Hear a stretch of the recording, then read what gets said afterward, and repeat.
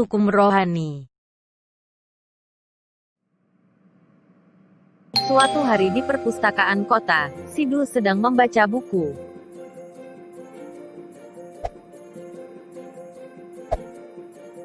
Lalu datanglah Paijo, dan ia duduk di samping Sidul. Hai Dul, selamat pagi. Selamat pagi juga, Jo. Aku lihat, kamu kok kelihatan bingung, Dul. Apa ada yang bisa saya bantu? Iya, Jo. Aku lagi bingung. Ini aku baca buku. Katanya ada 4 hukum rohani. Tapi, di sini tidak ada penjelasan yang cukup, Jo, tentang apa itu 4 hukum rohani. Bisakah engkau bantu menjelaskan, Jo, tentang apa itu 4 hukum rohani? Oh, tentu saja, Dul. Dengan senang hati. Oke, Jo, tolong jelaskan. Aku siap mendengarkan. 4 hukum rohani terkait 4 pernyataan dalam memahami kabar baik mengenai keselamatan yang Allah sediakan melalui iman kepada Yesus Kristus. 4 hukum rohani merupakan pesan yang disederhanakan dalam memahami keseluruhan informasi Injil ke dalam 4 pernyataan. Hukum pertama dari 4 hukum rohani ini adalah Tuhan mengasihimu dan memiliki rencana yang indah bagi hidupmu. Dalam Yohanes pasal 3 ayat yang ke-16 dinyatakan bahwa karena begitu besar kasih Allah akan dunia ini, sehingga ia telah mengaruniakan anaknya yang tunggal, supaya setiap orang yang percaya kepadanya tidak binasa, melainkan beroleh hidup yang kekal. Begitu pula di Yohanes pasal 10 ayat 10, memberi kita alasan kedatangan Yesus. Aku datang supaya mereka mempunyai hidup dan mempunyainya dalam segala kelimpahan. Lalu, apa yang menghalangi kita dari kasih Allah? Apa yang menghalangi kita dari hidup yang berkelimpahan? Hukum kedua dari 4 hukum rohani memberi jawabannya. Manusia telah ternoda oleh dosa, dan karena itu terpisah dari Tuhan, sehingga kita tidak dapat mengenal rencana Allah bagi hidup kita. Melalui Roma pasal 3 ayat 23, kenyataan ini dipaparkan. Karena semua orang telah berbuat dosa dan telah kehilangan kemuliaan Allah. Roma pasal 6 ayat 23 juga menegaskan apa akibat dari dosa itu. Upah dosa ialah maut. Maut artinya adalah kematian, dan kematian yang sesungguhnya adalah terpisah dari sumber kehidupan, terpisah dari Allah. Dan itu artinya adalah kita akan berada di dalam neraka untuk selama-lamanya, sebagai upah atas semua dosa-dosa kita. Lalu, apa solusinya kalau begitu, Jo?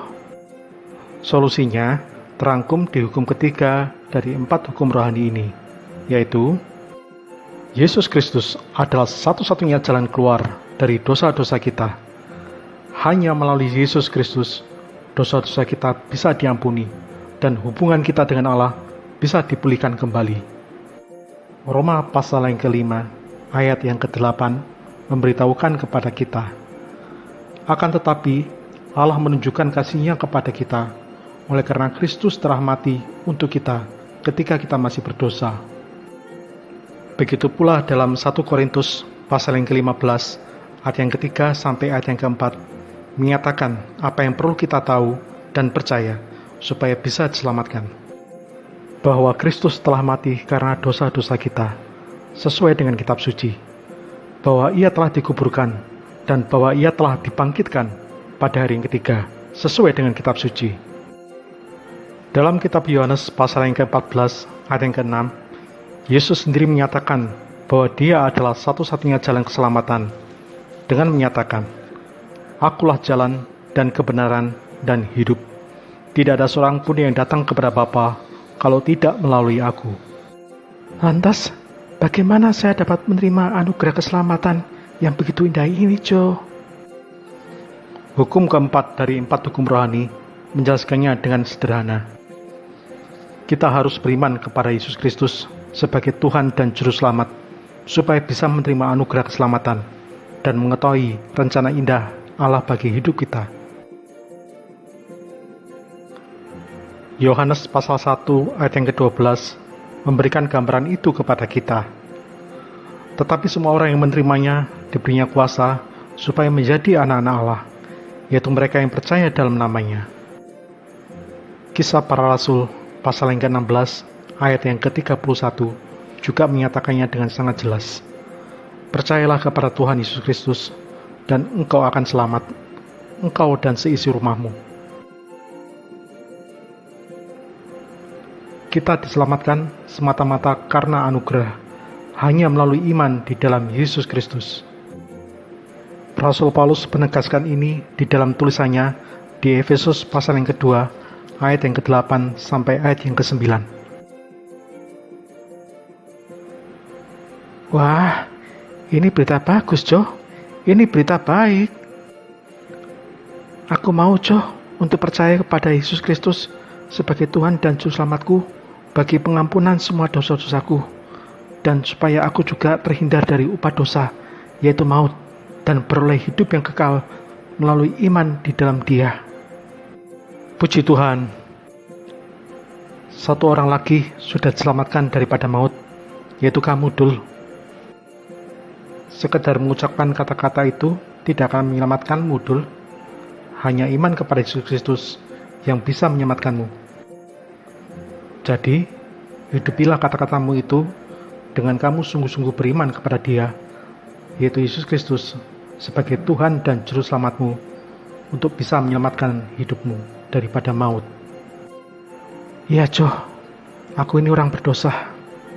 Aku mau menerima Yesus Kristus sebagai Tuhan dan Juru Selamatku bagi pengampunan semua dosa-dosaku, agar aku juga bisa diselamatkan dan menerima hidup yang berkelimpahan di dalam Dia.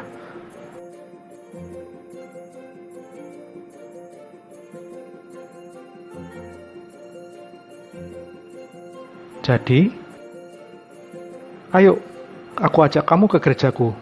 Di sana, kita bisa beribadah dan menikmati firman Tuhan, agar supaya imanmu boleh bertumbuh di dalam Dia. Let's go, Jo!